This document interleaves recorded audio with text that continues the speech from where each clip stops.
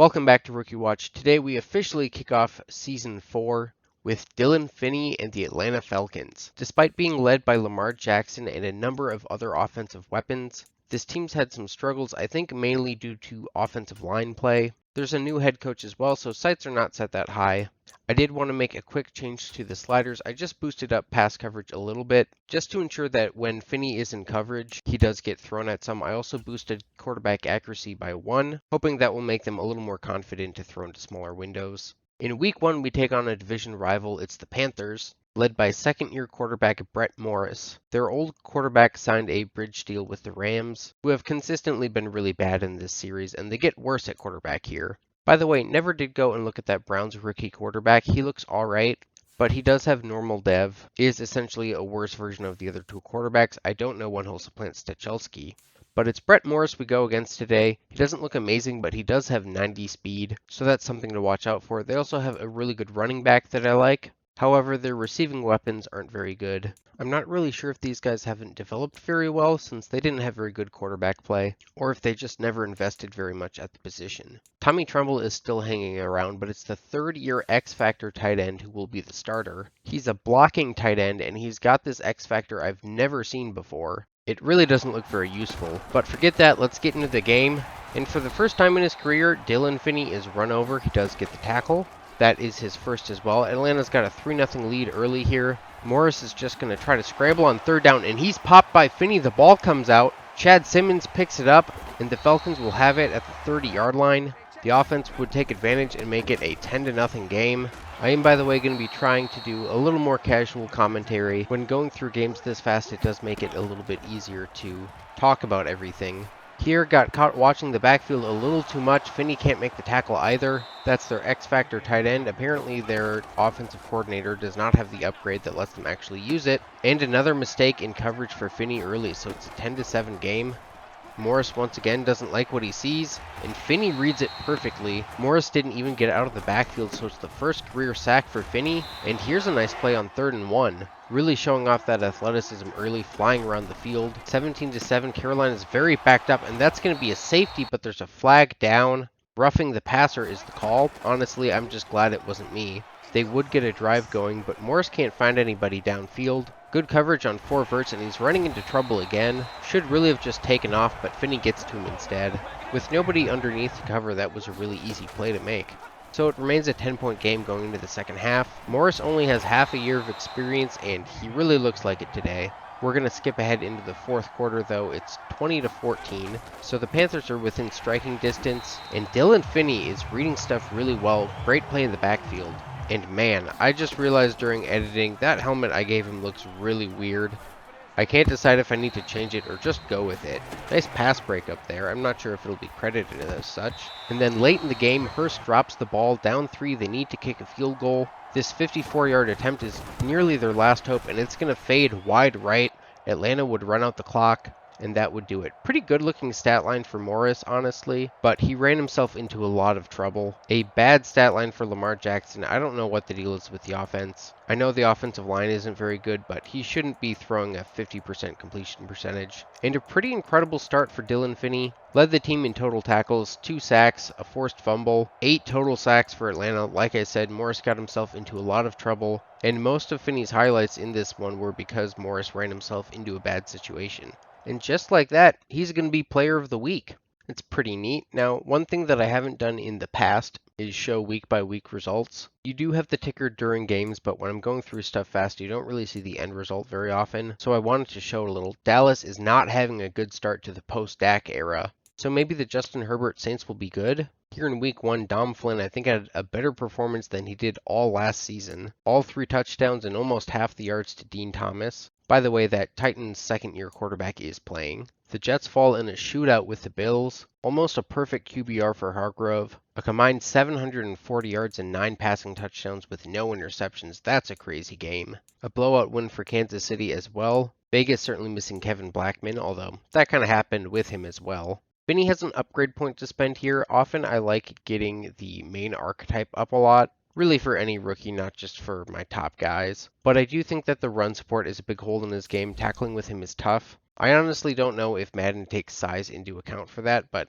Size is definitely one thing that he's missing. I would love for better tackling and hit power, so we're going to do a fair bit of this, although I do want to try and get him to be a scheme fit by the end of the year. I'm not going to hold myself too tight to that, though. I think zone is a weird primary archetype for a strong safety. As previously mentioned, Dak is no longer in Dallas. He signed a pretty small deal in Arizona after missing about half the season last year. I don't know what his overall was then, but at 37, he's regressed pretty hard. Far from the worst QB in the league, though. They have a running back alike in Trent Ingram, Rondale Moore, and Randall Stroud. Wonder if they ever get that mixed up, with Hollywood Brown still here at wide receiver. And they've got a good tight end in Levi Jenkins. He's got strong hands and crazy eyes. Game time, though, Falcons looking to improve to 2-0, kicking off the game with a good drive, and Ingram is blasted by Finney.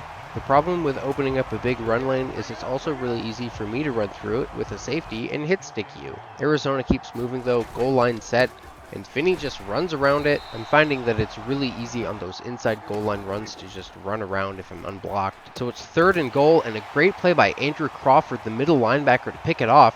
He's got a lot of room in front of him, and he's going all the way. Really not a big star, but he does have 91 speed. Maybe celebrating a little bit too early, but he does get in the end zone. So after the pick six, Cardinals trying to go for it on 4th down. Hit stick fails for Finney, but it's enough to make the stop. 14-0 now. We're doing more goal line defense. On 3rd down, they're pitching it out to Ingram.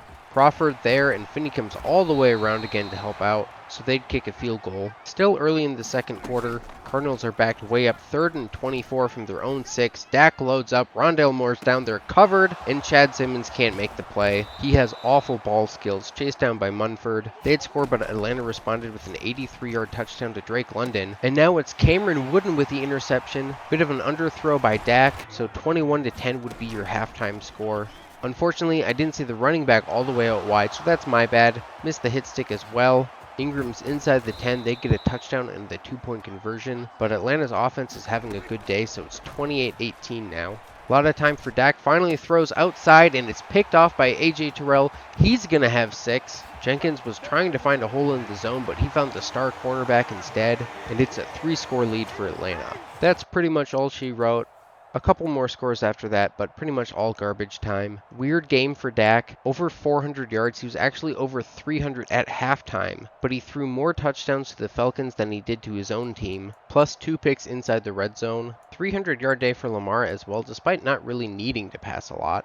Great days for London and Townsend both. 5 TFLs for Finney, although I think a lot of them were very tiny losses. Terrell gets Player of the Week honors with his pick 6. I think it should have gone to Crawford, since his was like 100 yards, but whatever. Results around the league were a little less crazy this week. Another really good game for Hargrove, though, as he wins a shootout this time. The rest of our division all lost, although New Orleans did play Cincinnati pretty close. Biggest win of the week is the Broncos, 45-7 over Jacksonville, and the Ravens managed to beat the Buccaneers in overtime, 37-31.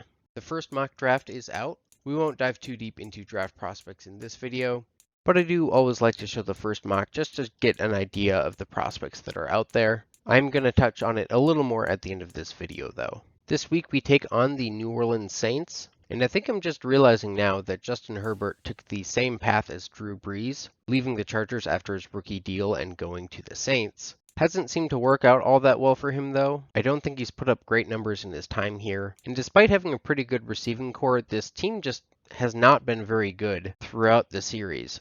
I feel like we always see them drafting high, and I feel like almost every time it's an offensive lineman, which I guess isn't necessarily a bad thing, but doesn't seem like it's necessarily the best use of resources in Madden. I did move their latest pick to left tackle since they just signed Jamil Barrett, and their current left tackle has the trade target tag. Anyways, let's get into this rivalry matchup, starting off with another hit stick from Finney. I hadn't thought that we'd played the Saints in this series at all, but I do recognize some of their roster, so we must have played them with the Broncos. Now, I came into this game thinking maybe this was going to be a good year for the Saints because they demolished the Cowboys in week 1, who have been really good. Quick pause here, I played this snap because I thought it might be a fake. I was trying to find Finney, they snapped the ball, and then this happened. If you need another angle at that play to see what went on, here it is. It really doesn't explain very much. Whatever happened though, it would give the Falcons good field position and they'd score. It's a 7-0 game. Didn't really give myself enough time to chat here. Here's Finney coming in blazing hot. Herbert loses the football and Finney picks it up. He's not going to get very far. Herbert will take him down. Could have been a touchdown if he'd gotten up sooner. And he was actually supposed to be in a deep zone. I just got lucky after completely biting on the play fake. Anyways, with the Saints having a close loss to last year's runner-up in the Bengals, I thought maybe they'd be good this year. But it's not looking that way. 21-0 already, and Quinn's got an interception that he won't take all the way back. More easy points for Atlanta, and I think I've identified the problem. Their playbook sucks. Anyways, back to the game. It's 28-3, which you'd think would be a bad sign for Atlanta, but New Orleans just is not good today. It's 31-3.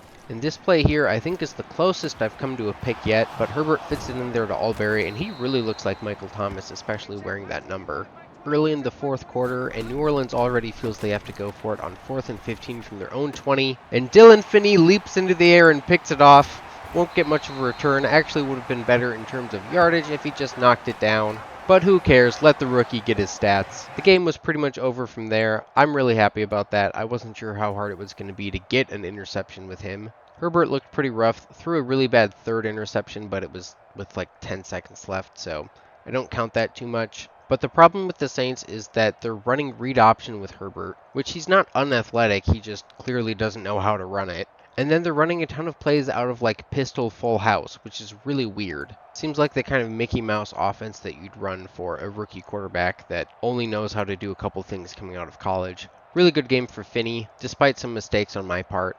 Too bad I couldn't get much of a run back with him. They never accelerate well off the high jump, and then I kind of ran into Queen, so he slowed down. Hopefully we'll have other chances to get into the end zone, though. Dallas, out of nowhere, just beat a really good Giants team, and soundly. I'm not really sure how. There do seem to be a good number of close games this week, but the Jets do win by 18. The Broncos take down Seattle in a shootout. Meanwhile, the Ravens lost to the Chiefs by 7. And the Chargers blow out Miami 37-0. They are playing Kyler Murray. Rookie quarterback Isaac Rowe is not yet in. I'm guessing he'll play next year. Really makes me think he's not going to develop well, unfortunately. Not that I'm invested in him. I just like to see the AI make good choices. Anyways, it's week 4. We're traveling to Carolina to take on the Panthers. They lost to the Bucs last week, but Brett Morris is looking much better. Got hammered and still got it out to Bernie. They take a 7-0 lead and have the ball in plus territory again. And suddenly him using his legs was working. Finney went after him here, and it got him just out of position enough to get the ball to Hurst. But on this play, he tried to force it to Tyson, who was flanked by Queen and Finney. Queen comes away with it. Perhaps an early spark for the Falcons. The verdict? Not really. Carolina has the ball again early in the second quarter.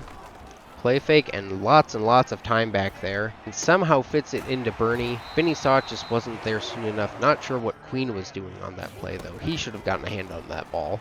Third down in the red zone, and it's intercepted by Chad Simmons. First big play on the year for him. Atlanta doesn't do anything with it, but they are able to pin Carolina deep at their own 3. And somehow in all that traffic, it's Finney who makes the tackle. Skipping ahead, 10 seconds to go in the half. No timeouts, Panthers trying to get into the end zone rather than settle for a field goal. Morris bails out, fires to his left. It's caught by Hurst, and he's going to be nowhere near the end zone. Time will run out. The Panthers have squandered 3 straight red zone possessions, and that's the only reason this game is tied. Atlanta has not played well. They really have one successful offensive possession. Unfortunately, the Falcons are not starting this half off well defensively. Finney can't keep up on the drag route and whiffs on the tackle as well. And another drag route gets him out of position. He won't make the tackle this time, but it's a big gain and a first down conversion. And then on 1st and goal, a big hole for the fullback. He runs it in from 5 yards out. Carolina finally takes the lead back, and they've got pretty good field position after a turnover on downs for the Falcons. End around to Bernie, but this one's sniffed out by Finney. He sniffed out that play a few times this year. Fourth quarter now, 4-point game. Brett Morris scrambling on 3rd and long, and he's going to pick it up. Finney closed quickly, but there was a lot of ground to cover. Nobody else over there to help.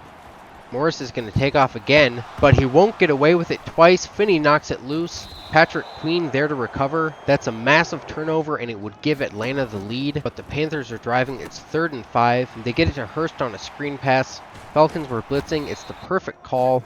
First and goal from the 4. They need a stop here, but there's multiple guys wide open. This is going to be Chris Sambucci for the go-ahead score. And then with 3 minutes to go, the Falcons punted on 4th and 1, granted in their own territory, but I don't know why you're trusting this defense. Dillon Finney is the only guy who showed up today, and honestly, he hasn't played all that well. Atlanta needs this stop on 3rd and 3, but Queen misses the tackle on Morris. Couldn't make a tight enough turn with Finney. The Panthers would score again just to rub it in. And that's a frustrating loss, but honestly, we didn't deserve to win. The offense was terrible all day. I think they only got across midfield twice or something. And it honestly probably should have been a 3-score game at halftime. Their number 1 receiver is a total schlub, and he destroyed us. The way the last quarter went was really frustrating, but we didn't deserve to win at all. Pass coverage with this team is really tough. I want to play zone because that's what AJ Terrell is best at, but the guys behind him are better at man, and he's decent at that as well. But then again, those guys aren't really that good anyways. So I'm trying to just take it game by game and do whatever scheme is working, because it will vary depending on the opposing playbook, but in this game there was just nothing that really was working. So let's move on to the next game. We're taking on the Commanders. Sam Smith in his 2nd year here. They also signed William Kruger from the Rams for some reason. I guess he's a quality backup, but if it were me, I'd want to draft somebody better and put Smith into that role maybe. This team has decent skill position players, but nothing amazing. Definitely a drop off after Dotson. Looks like we'll see Donovan Stockton over Eddie Gore. Let's get right into it and see if we can't have a better day.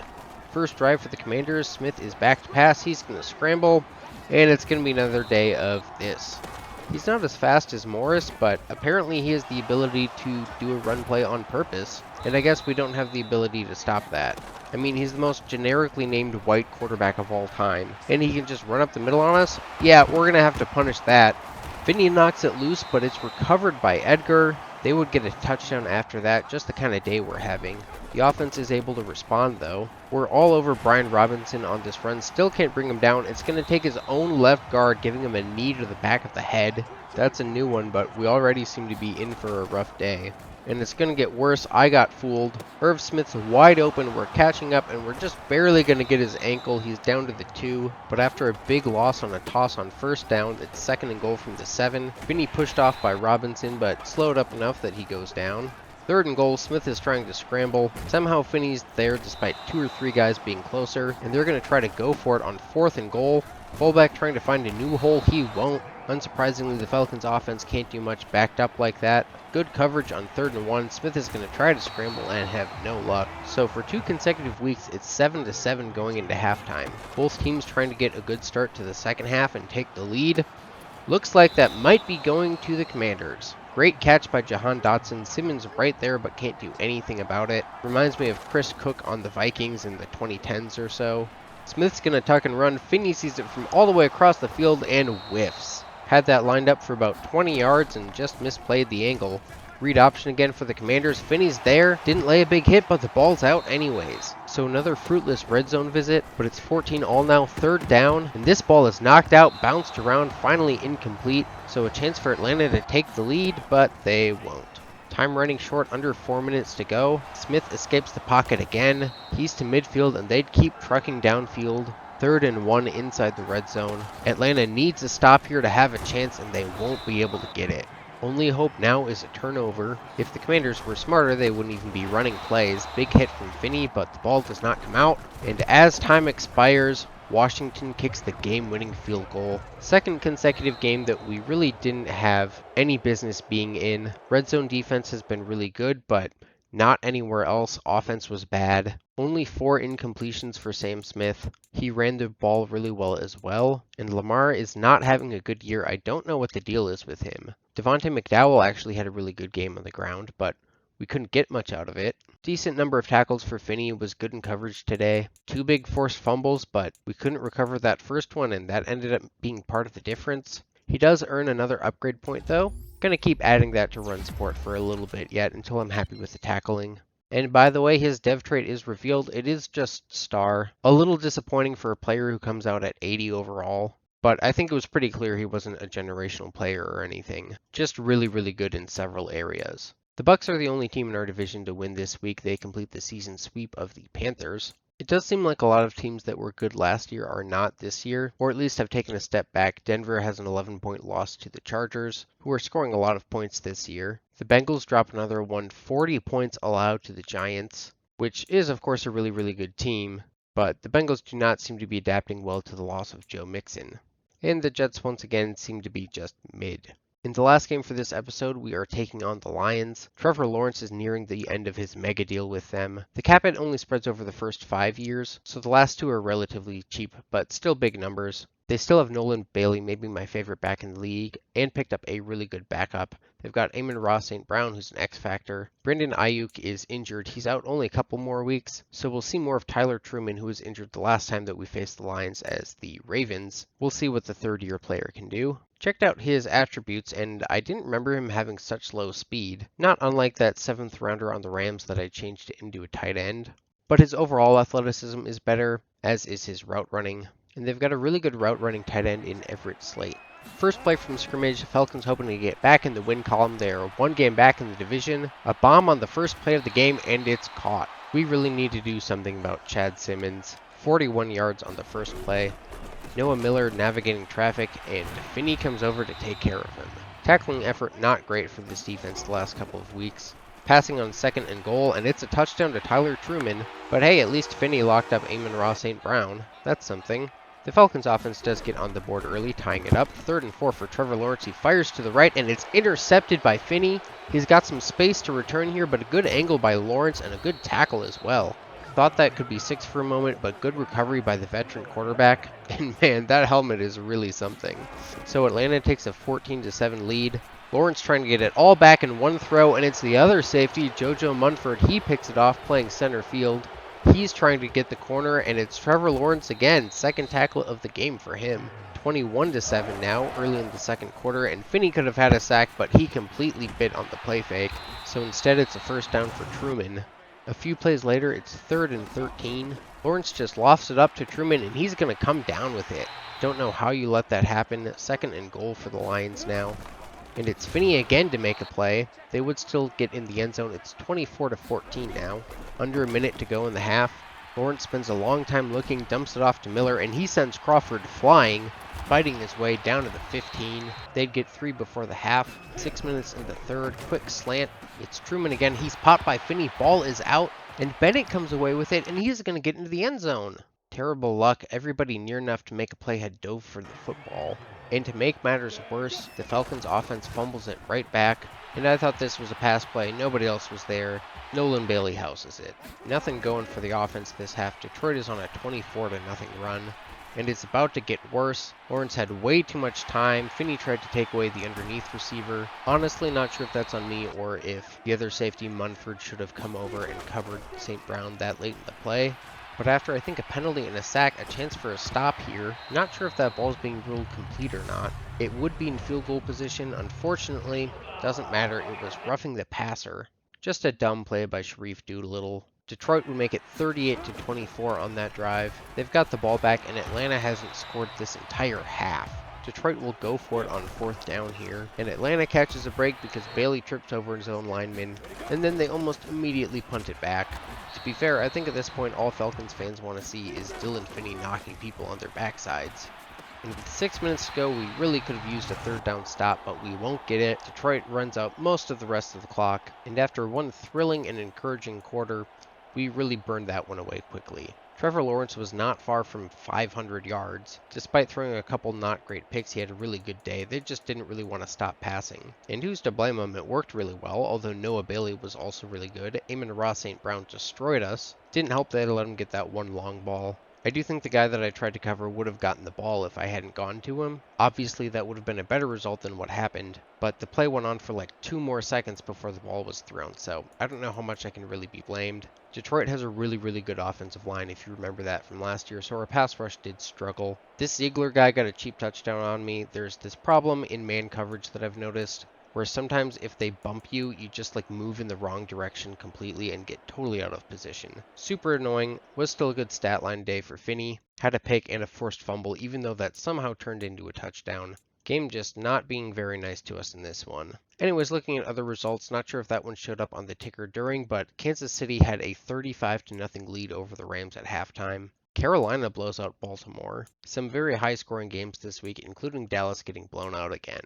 Before we end the video, I do want to go through standings. Not going to comment too closely, you can see for yourself. This video will definitely be shorter than ones that I've done in previous seasons, and I'm fine with that. Doing 8 or 9 games like I did with Devontae Davis takes a long time, and I found that I was really lacking in kind of breathing room to just talk about random stuff that I found.